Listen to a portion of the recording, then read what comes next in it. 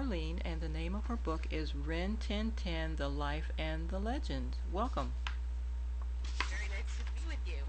Is this your first day at the Miami Book Fair? I got in last night. And are you speaking today or Yes, signing I'm books? speaking at 2:30. Okay, well, we'll get you in and out, and Lynn will move you along to wherever your next interview, speaking engagement. I know everyone's incredibly busy there, so I appreciate you taking time to speak with us today. Oh, it's my pleasure. Thanks. And Rin Tin Tin, almost everyone knows the name. They may not have seen the movies, but they know the dog, Rin Tin Tin. And Right. he came, actually was an immigrant, right? Give us some history about the dog. Uh, Rather than just being a character in a movie or television, he was actually a real dog. He was born on a battlefield in France during World War One. He was found by an American soldier who was in combat.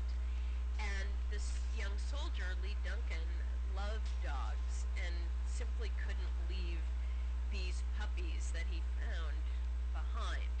So he brought them back to his barracks and spent the rest of the war caring for the puppies and making sure that they were able to survive. They were just a few days old when he found them.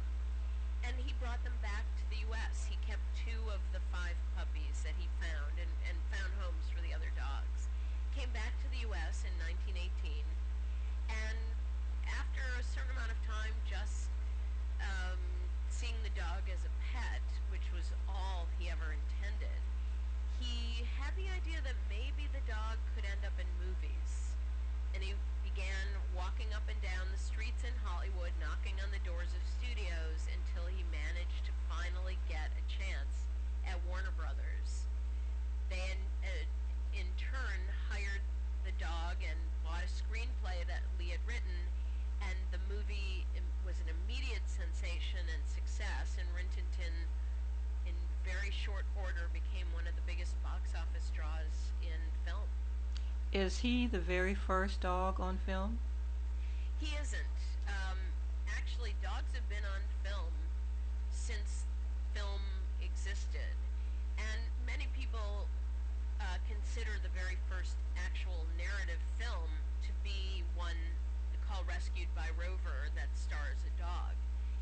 Rin Tin Tin also wasn't the first German Shepherd on film. When Lee Duncan came back to the U.S. after the war, there was another German Shepherd who was starring in film and was a big hit named Strongheart. And that was his inspiration. I think because of Okay. that, he began thinking that maybe Rin Tin Tin could be in film just as Strongheart was. But Rin Tin Tin was pretty much the first canine celebrity superstar, I would think. Yes, absolutely. I mean, he was the first, actually, he was one of the first American film figures to be known all over the world, and certainly the first dog who was known all over the world in that way. His fame was enormous, and it was international. Even at that time in the 1920s, those films were being shown all over the world, and he was beloved by people literally all over the planet. One of the films, for instance, that I've been showing on my book tour, which was made in 1925 and had been thought to be lost, as many silent films have been, was found, finally, a copy was found in South Africa in the 1970s Wow. because it had been sent there in the 20s, and the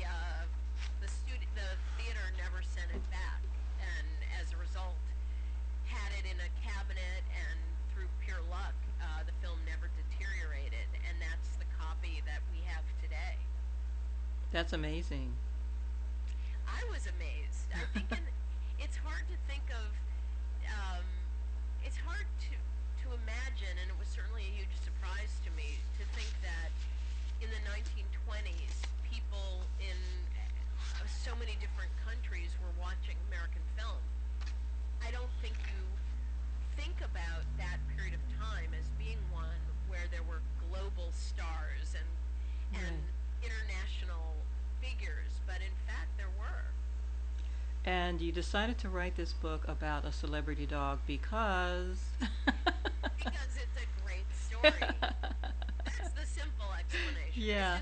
It's a great story that um, that encompasses so many fascinating threads, including the history of Hollywood, the history of dogs in America, the personal stories of the people who devoted themselves to the legacy of Rin Tin Tin, and the the story of trying to keep a story and a character alive generation after generation, which fascinated me.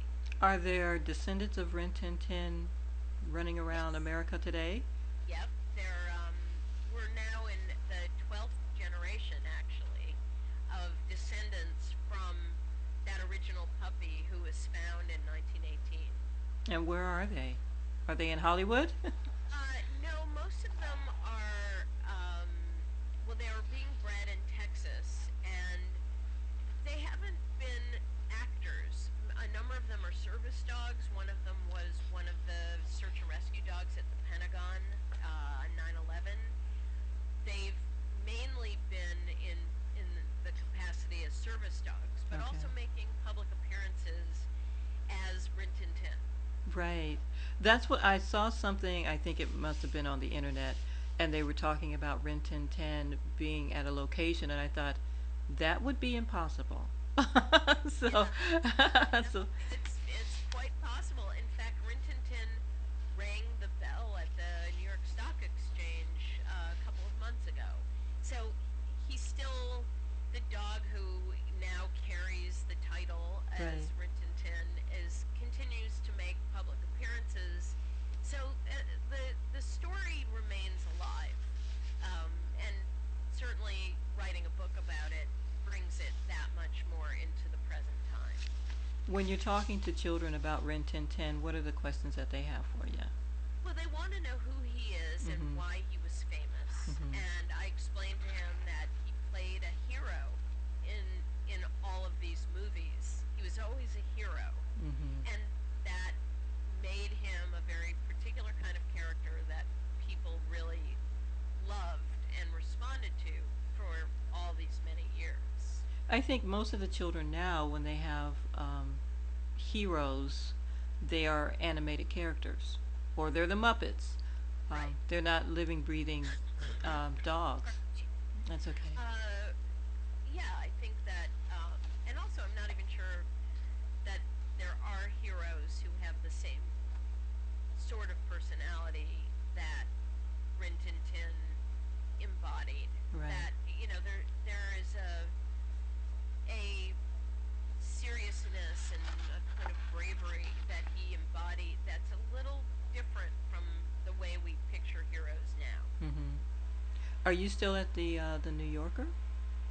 Yes, I am. So how are you spending your time doing the book tours and speaking and all of this? And incredibly busy, I was suspect.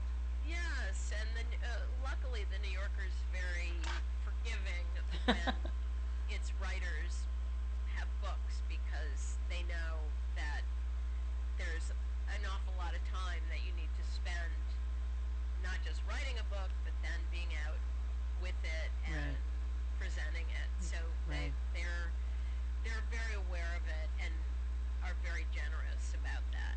Do you suspect that there'll be a movie or television series or something now that it's back in the spotlight again? Sure, I think so. I certainly imagine that there's something timeless about that character. And I also happen to think that people are very open to the idea of a hero now in a way that perhaps we haven't been Mm-hmm. for some time. So I see it as a very natural next step. So you could be in Hollywood next. Well, not me, Rin Tin. Well, you would have to be there as a consultant. Oh, of Uh, course, of course. at least, at least. Sure. Well, I thank you so much for sharing your time, Susan, Orlean, Rin Tin Tin, the life and the legend. Thanks, Barbara. You're welcome. Have a great time. Thank you. Bye bye.